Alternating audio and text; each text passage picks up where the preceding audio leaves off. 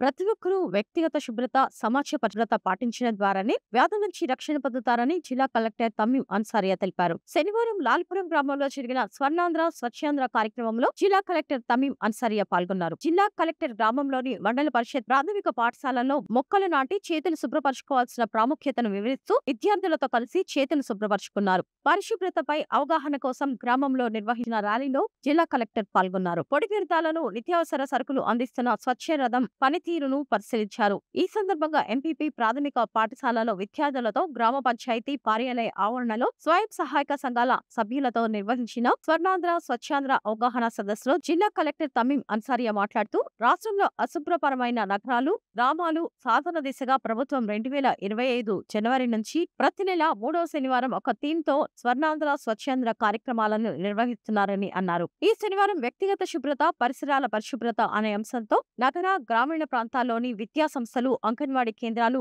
ఆసుపత్రులు, ప్రభుత్వ కార్యాలయాలు, బహిరంగ ప్రాంతాల్లో కార్యక్రమాలను నిర్వహిస్తున్నారని తెలిపారు. రాష్ట్ర ముఖ్యమంత్రి Chandrababu Naidu 2047 vision action plan లో ఆనంద, ఆరోగ్య, ఐశ్వర్యమైన స్వర్ణాంధ్ర సాధించాలని లక్ష్యాలను నిర్దేశించారన్నారు. దీనికి వ్యక్తిగత శుభ్రత, సమాజ పరిశుభ్రత చాలా కీలకమని స్పష్టం చేశారు. విద్యార్థులు వ్యక్తిగత పరిశుభ్రతపై అవగాహన కలిగి ఉండాలని, ప్రతిరోజు 2 సార్లు స్నానం చేయాలని, భోజనానికి ముందు, మరుగుదొడ్డికి వెళ్లిన తర్వాత సక్రమంగా చేతులు శుభ్రపరచుకోవాలని సూచించారు. శుభ్రత పాటించకపోతే అనారోగ్యానికి గురి అవుతారని తెలిపారు. పరిసరాలు పరిశుభ్రంగా ఉండేలా కుటుంబ సభ్యులను పరిసర ప్రాంతాల వాళ్లకు తెలియచేయాలన్నారు. పాఠశాలల్లో పరిశుభ్రత లేకపోతే సంబంధిత ఉపాధ్యాయులకు ఫిర్యాదు చేయాలని, అవసరమైతే జిల్లా అధికారులకు విద్యార్థులు ఫిర్యాదు చేయవచ్చని అన్నారు. పిల్లలు తెలిపే సమస్యలకు అత్యధిక ప్రాధాన్యత ఇచ్చి వెంటనే పరిష్కరిస్తామని హామీ ఇచ్చారు. సమాజ పరిశుభ్రతపై ప్రజలకు అవగాహన కల్పించడానికి స్వయం సహాయక సంఘాలు కీలకమైన బాధ్యతలు నిర్వహించాలన్నారు. శుభ్రత లోపించడం వల్లనే దీని ద్వారా సీజనల్ వ్యాధులు వ్యాప్తించే అవకాశం ఉందన్నారు.